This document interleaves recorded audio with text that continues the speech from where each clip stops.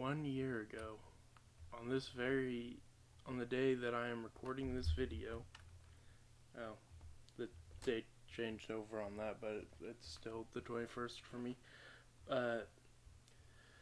I started building my first real mega build.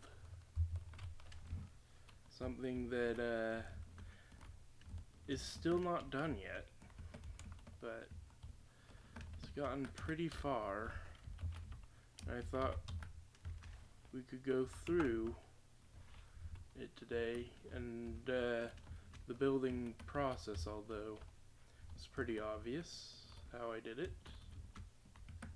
So I think first off, in order to fully understand the building process, let's go over to Milo, who is a little worse for wears. As you can tell, I basically just built a line with ribs on each side, and I actually spaced it using a bit of math. So I started with 3, then added another 3, add a cross here of bones, then I went 5, another cross, 3, I started adding bones into this, 3 and 3 again, so 6 more this way, then another ring, then 5 up. Don't know why it's different, but yeah, I basically started doing numbers. I believe this is 8. I don't remember what number this is. Is this 9? No, this is 10. I don't know the number of this, but I do know that once you get up to here, I'm pretty sure it's 23 blocks. Yeah. And it is just expanding circles that I put around each side. And as you can tell, I basically just copied this over from when I was doing Mila, so it's fairly accurate. Once I got the bones up, I start connecting them with stripped acacia and connecting the bottoms just vertically like that, adding a bit of shape here and there where it felt appropriate. And yeah, I just did that all the way up. And then you can actually see this over here. Well, this doesn't fully accurately depict it because this is designed to be the tail, and it's gonna look different. But mainly it is another wart block, a white terracotta, and then one of a colored block on top to act as the scales. Why I did it like that, I don't know. But I actually don't remember if I thickened. I actually may have thickened Mila up. We can go quickly. I'm only gonna do this once because for the fans, but sorry Mila, we're gonna dig into you. See how we did it? So black, 1 flesh. Okay, yeah, see? There we go. And it's not like that for the entire thing. And that's basically how I built the body. Now for the head, I did have to sort of develop a design. A lot of this is mathematically based. Like if you were to count the blocks, you would notice patterns. Because that's how my brain works. But yeah, so I developed this shape using that method, and then just sort of lightly slanted it down. It is exactly the same shape. Connected it with acacia blocks in a way I felt was appropriately designed. It is actually once you get the shape down, it is actually surprisingly easy to do this. Like, if you actually look carefully, you can see that it's just following lines. Like, it's not that complex once you notice. And it's exactly the same up here. For as complex of a shape as this looks, it's not really that hard to do. The hardest part was actually developing the frills, which I still don't really like the look of. They weren't what I was going for, but they work. Especially since these are juveniles. The horn, which is actually surprisingly, it's just a weird shaped cone. It is a hexagonal shape turned into a cone. It does change its shape after a while as I started shorting it down as we got to the end, and yeah, that's how I did that. The eyeballs are, well, it's just a circle that I put a back on, and yeah, not that complicated. The brain was I still haven't fixed the brain, but it was just a line like around, and then I don't remember exactly what I did, but I did make a shape and started like going around that in ways that I thought made sense. I really don't remember how I did the brain, but it is done in such a way that I was able to copy it over fairly easily from this one. Again, needs a few repairs, obviously. And actually, I think we're done looking at Milo. Like, there's nothing else here we need to see.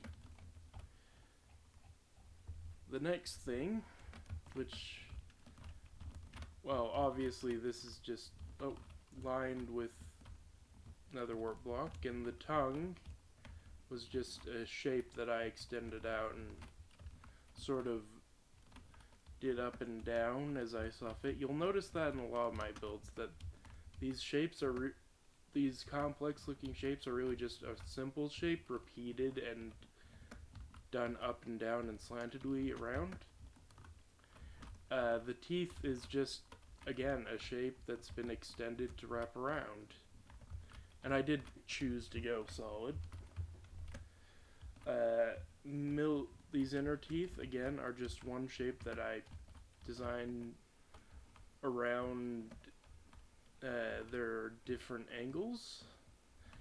And all this is basically this line, which if we can get to a flat section, which I don't think is possible, actually kind of here, if you were to just straighten this out, you can kind of see that it's just hills and valleys, and that's just the number of blocks is applied over here, for the only complex area really being this little curve area. I need to do it for the top area as well, and doing this part will be difficult, but shouldn't be too hard. But yeah, as for the patterns, the pattern on Mila, I'm not sure what I'll do for Milo yet. I have an idea, but not doing it yet. It's just red lines skewed about randomly. I tried to go for hoop-like shapes. Then purple layered on top of that. Then, this is breaking the rules that I've set, but I have blue set exactly one block. Basically, blue shouldn't be touching purple. So yeah, this shouldn't be there. But I'm not going to change it. And then a layer of black between the blue and the purple to separate it, and then black and just fill the blue area with black. And that's basically how I made Mila and Milo. And then obviously the water is just world edit. The rest of this plot is basically world edit. Aside from the sign, which says Mila, Great Snake of the Frozen Abyss. And yeah. And now that we're done with that, I guess we should go over some lore. So, Mila and Milo, as you have been told so far, are twin snakes. And we're not going to be able to talk about it here. Oh, let me get through the reset. Okay, hopefully I didn't mess up too much. I was messing with symbols and forgot that some of them might be keybinds. Anyway, so... Alright, so Mila and Milo are twins, that much is already known. But I don't mean like they were born from the same batch of eggs. They were born from the same egg. So, yeah. As for the gender of their species, you might be wondering about that. They actually choose their gender once they mature. So technically they are currently genderless. But they've already picked their genders, so there's that. As of the horn, it does fall off when they mature, and they grow a very conductive crown on their head, which, when struck by lightning, the actual electricity gets stored in specialized glands in their body, which they can later shoot it out using specialized parts in their mouth that they will grow in bursts of energy, though usually it's just used in abiding sense. Only the biggest ones are able to actually arc lightning bolts from their mouths, which looks epic, but it's not very common. They usually just electrify their mouth and bite down, which is actually more effective, usually. Though there aren't many things they need to use that for. Why and how they evolved it, who knows. But they have that. Also, the crowns on the males are smaller, but they're...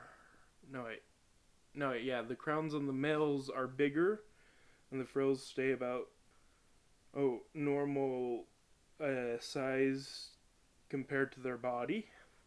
Whereas the females, the frills get way bigger and their crowns stay relatively normal size to their body as when they first grow them in.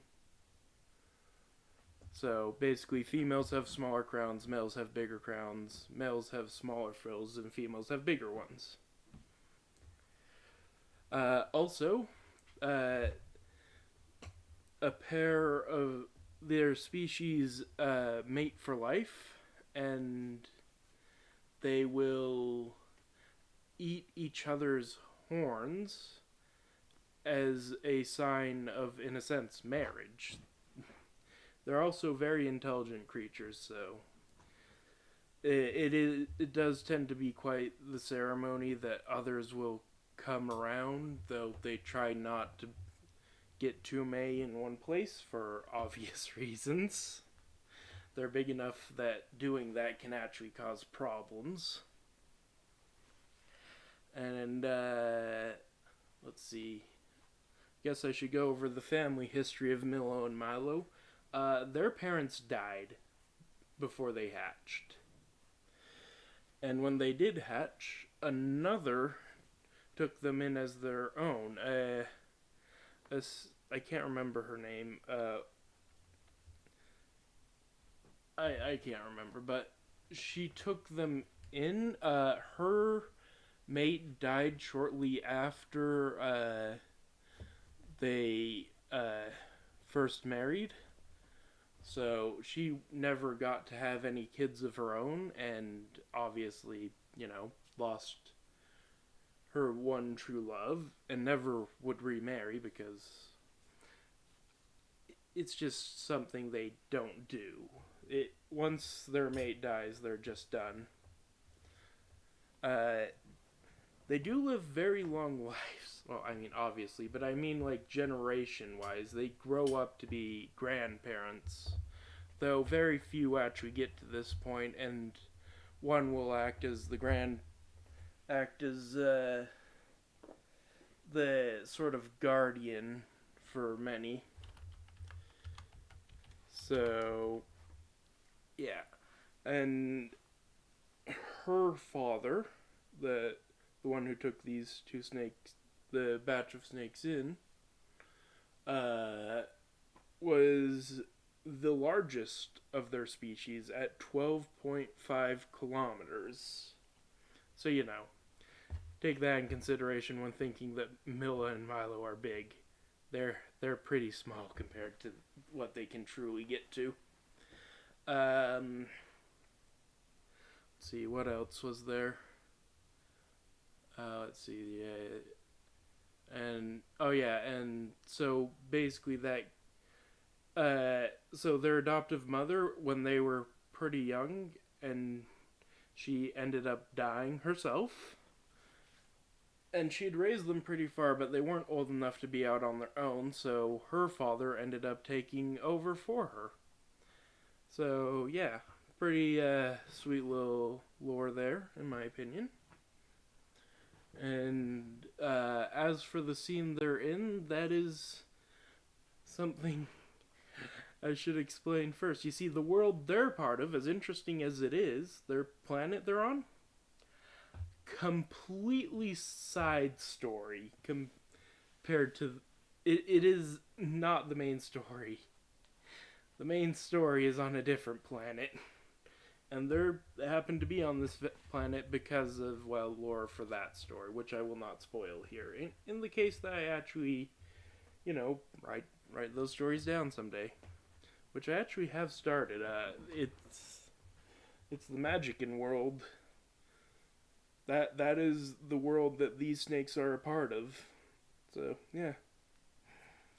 Anyway, I think that is everything I wanted to share. Oh, wait, no, it is not. I forgot to mention where these snakes even came from.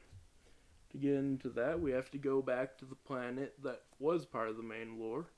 And remember, and I should also say the planet that they currently live on when their ancestors first arrived was a barren wasteland. Like, nothing was on it. It was rich in organic stuff that could become organic materials, but it was pretty desolate as far as life. So there are a couple species I should mention. There is the ancestor, which is remaining nameless, as I feel it fitting, as it would be seen from a researcher's perspective in the story. But it is the oldest known member of their species, and it was a tree, a creature that lived in a tree similar to a flying squirrel. And it ended up splitting into basically ground-like squirrels and more bird-like creatures. And the bird-like creatures ended up eventually becoming, well, multiple different species, but the main two that we're talking about are the ones from the flying species became the space dragons, which, yes, creative name, I know, which are... their only limbs are their two wings, and they have a long whip-like tail. That is about their entire body.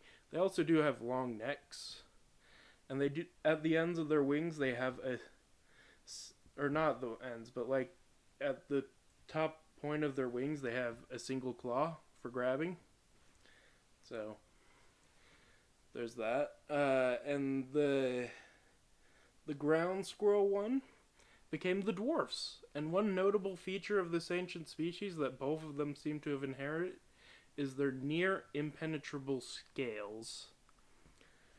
Not completely impenetrable, but they've become more impenetrable comparatively. So many of the evolutionary features that they developed could be a result of them being invulnerable and just getting to experiment with evolution. So yeah, and they're both very the most intelligent off branches of that species. So obviously, dwarfs being human like and digging through the earth. Another thing to know about both of these species that is unknown if it was for the ancestor as well, they eat rocks. They eat the organic matter in rocks, I should say more specifically. And that means that if there is organic light matter that could become organic matter in rocks, then yeah, they'll eat that. So yeah, that's also why the extreme teeth things and I'm putting in Mila. Although atomically, I don't think that's very accurate. Let's see. Anything else I need to say? Yeah, when they got to the planet, they started growing larger because island gigantism. Not 100% sure how that would apply to this species, but it happened. So, yeah, there's that. And, yeah, I think that's everything. There you go. Mila and Milo's species, which are, I can't remember. Oh, yeah, the World Eater serpents. Fitting name, given that they literally eat the world. Well, the planet, not the world. So, yeah, that is it. And thank you so much for sticking around for an entire year. This has been your yearly update. Happy birthday, Mila. I should have put a hat on you. No, I couldn't have. Anyway, see ya.